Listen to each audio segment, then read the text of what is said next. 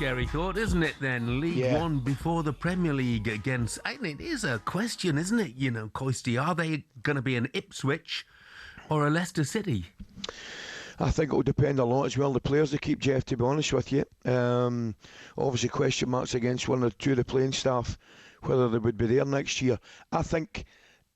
Do you know what I'd do, Jeff? I'd do everything I could to keep the manager, to tell you the truth. And I know there's a lot of the West Ham boys maybe don't think that way. I think he would be the man to get them back up. We know how difficult that championship is. It's really, really difficult. And not only can you get lost in it, but you're right, you can go the other way as well. I just think it's obviously a savage blow for them, Jeff.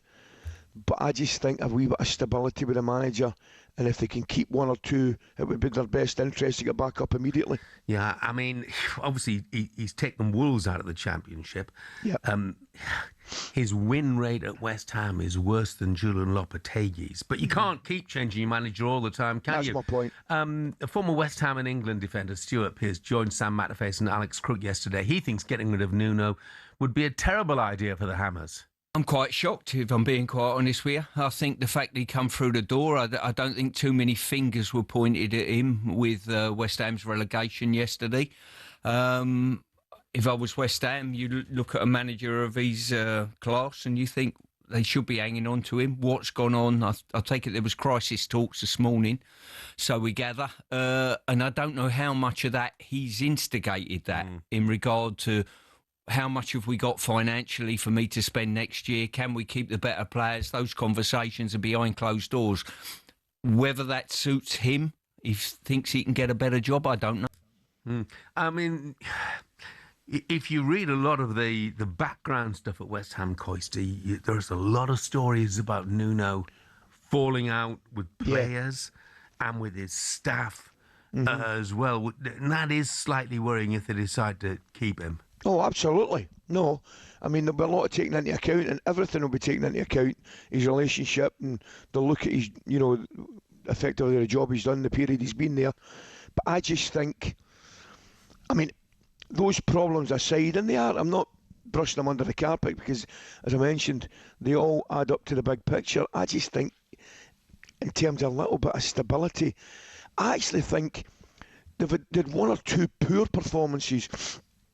I mean, the one prior to was it the game at Newcastle? They were poor, Jeff. Yeah, against Brentford as well before that. Which, I mean, they weren't particularly poor at Brentford, but they were unfortunate. But you can't go there. That was a big moment for them going there and getting battered by Brentford. The way I would look at that, Jeff, I thought they were poor at Newcastle, a little bit unlucky at Brentford. Yeah. I don't think that was a 3. I think that finished 3 as well. Yeah. And I thought they played a lot better than that. But those two aside, I thought they were in a lot of the games. Some good performances. Lost a league goal against Manchester United. I was there. They got a draw against Manchester City. Some good results. And I just think there was positive. There were positives there. I don't know what you think yourself, mate. I definitely think the damage was done before Nuno came, in terms of, the points and the relegation. But it'll be interesting. Do they go and change again? I mean, look, their issue has been, and you might be right. Look, his record in the early weeks at West Ham was pretty dreadful. But on the other hand, he was presented with a group of players, and the recruitment, you have to say, again, was diabolically bad. And that's carried on, And I know they brought in Tati Castellanos, and I think he's been a relative success. But Pablo certainly hasn't, and they paid, £20 million for him? Yeah. We boy in the middle of the park. Fernandes, there has been 1 or 2 pluses. There's no doubt about that. Fernandes he's shone during the course of the season, to be honest. No, absolutely. But I don't think there's any disagreeing with me. I think the negatives in terms of the recruitment outweigh the positives.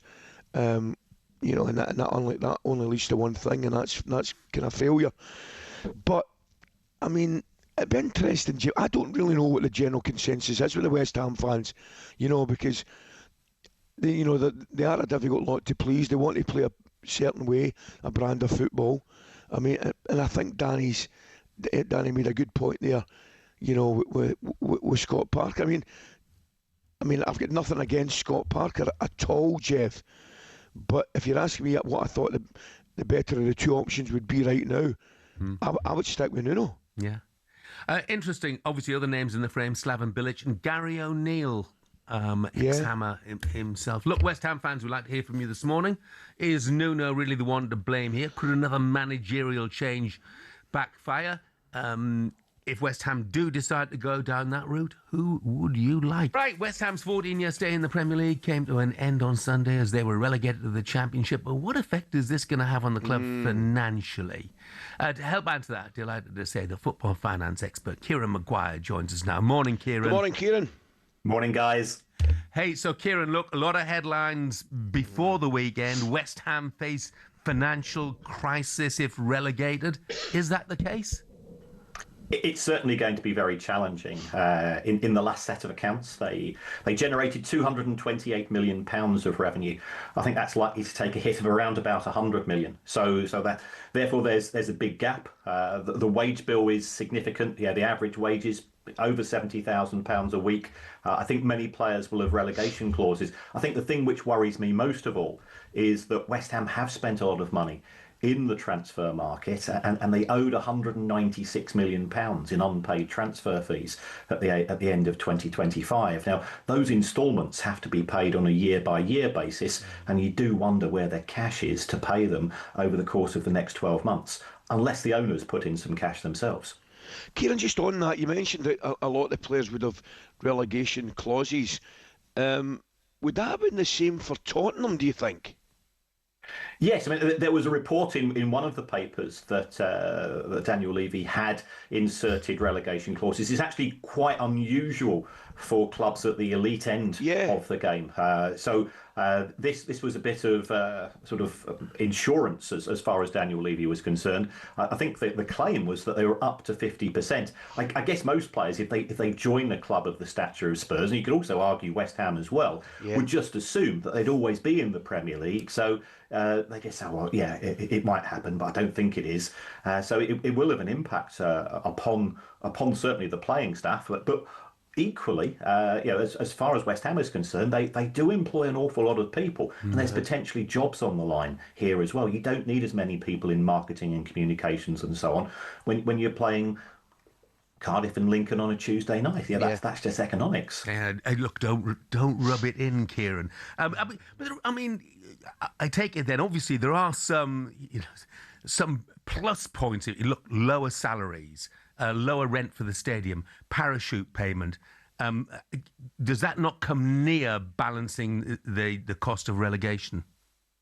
Well, no, because even when they were in the Premier League, they were losing £100 million a year. The sale of Declan Rice in 23-24, that papered over the cracks to a certain extent as far as their compliance with PSR was concerned. And that was a fantastic windfall for the club, for a magnificent football player. But if they're losing £2 million a week in the Premier League, then even if they've got wage savings and so on, it is going to be very challenging. If you take a look at the annual report of the club, the owners admitted that relegation was a problem, and secondly that it would need funding. Now, if you're a bank manager, why would you lend to West Ham? I mean, they do have an existing overdraft, but that's due for repaying at the end of July this year. So I think the owners and David Sullivan does have wealth, Daniel Kretinsky does have wealth. I guess they would have to be the main source of funding, on top of course, player sales. And West Ham do have some players who would be coveted by other Premier League clubs as well as those on the continent. Who makes that decision effectively then, Kieran, right at the end of weighing up the gamble of getting money in for players or clearly lessening your chances of automatic return to the top flight by getting rid of those very players? Well, I think it's a really valid question, Ali, because West Ham have lost some people in the boardroom over the course of the past few weeks, and that did seem a very strange piece of timing by the club. But ultimately, this has got to come down to David Sullivan. It looks like he's going to increase his stake in the club, as will Daniel Kretinsky. It looks like they're going to buy the shares from the late David Gold's estate. And I think they're going to become sort of joint equal owners. They really need to find the cash themselves to provide the plug in the club's finances, because it will be significant, and it's going to be their decision. Do we put in more ourselves, or do we sell more players? Yeah. I don't think too many Brighton fans are going to be too upset about not going to the London Stadium next season, are you, Kieran? I'd love the Bowling Ground as a fan. Going there was absolutely magnificent. The London Stadium, there's no atmosphere, there's no sense of home, there's no sense of belonging or community there. It's a shame. I think I've got relatives who are West Ham fans, and some of them have stopped going because they say it's not part of us anymore. Yeah, my son Matt's a Brighton fan, and he's the black sheep of the family, obviously. He's a Brighton fan, and he said it's his least favourite away day of the entire season, going to the London Stadium. Well, he doesn't have to worry about that for the time being, at least. Kieran, thanks very much. Thanks, Good to Kieran. see All you. the best. Cheers, guys.